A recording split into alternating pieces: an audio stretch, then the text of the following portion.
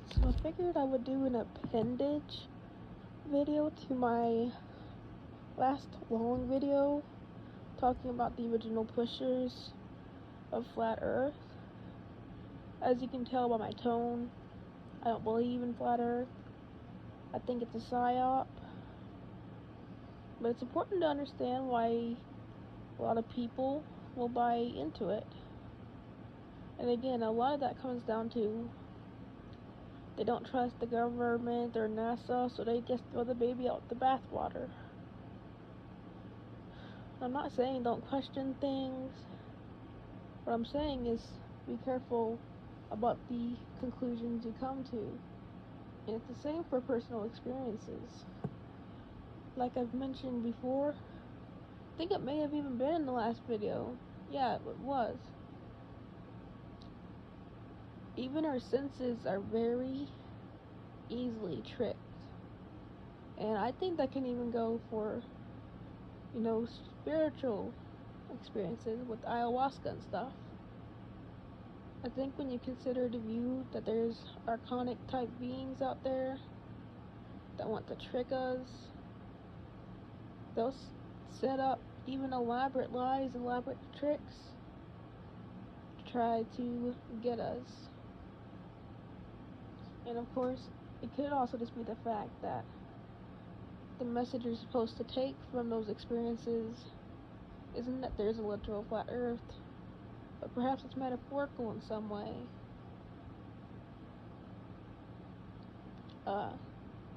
Just like what the Mayans or the Aztecs, whatever, believed. Of course, how can they believe in layered,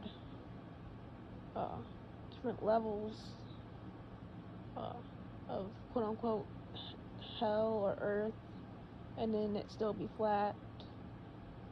But don't forget that even the so-called personal experiments people do to prove flat earth also don't work. Like the throwing the ball straight up and letting it land back down in your hand without moving. Well, first of all, it is moving. It's just moving at a micro scale that you can't tell with your eyes. Second of all, there's other forces taking place as well. So there's many other factors to consider. And of course, I don't believe in gravity per se. I believe in electromagnetism. Plus, the Earth is a magnet, by the way. We even learned that in school, and yet we're not really taught about the electromagnetic field. They don't teach a lot of important stuff in school, now do they? But then again, there's the whole question of why does it even matter what the Earth's shape is, when what we should be questioning is all the false history they teach us, age of the Earth, and again, the law of gravity, which they call gravity, but again, it's electromagnetism. When it comes to getting out of this realm, I think the shape of it's going to be the least of priorities.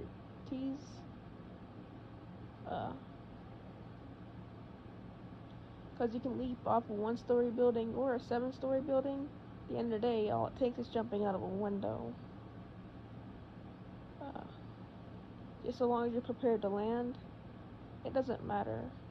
So what I'm trying to say is, as long as you just focus on getting out, I just don't think the shape matters that much. But of course, I do think it's a psyop. I'm sure if you traced back even further and went deeper on the topic of my last video, you'll find CIA connections as well. But of course, it goes back to the Kabbalah, Masonry, Zionism. What's the difference, though? But, I'll give flat earthers one thing. The Earth, and the Moon for that matter, any other planets, they're not spheres. They're not perfect spheres, technically. They're spherical. So I guess they're right on that. It's not a sphere, it's spherical. But yeah, that's all I had to say of this video. Uh, don't be afraid to question your own experiences. Be careful to the conclusions you reach from your experiences. Because, the religious Christians, they claim to have experiences as well, which only deepens their ties to the Bible or the Quran or whatever.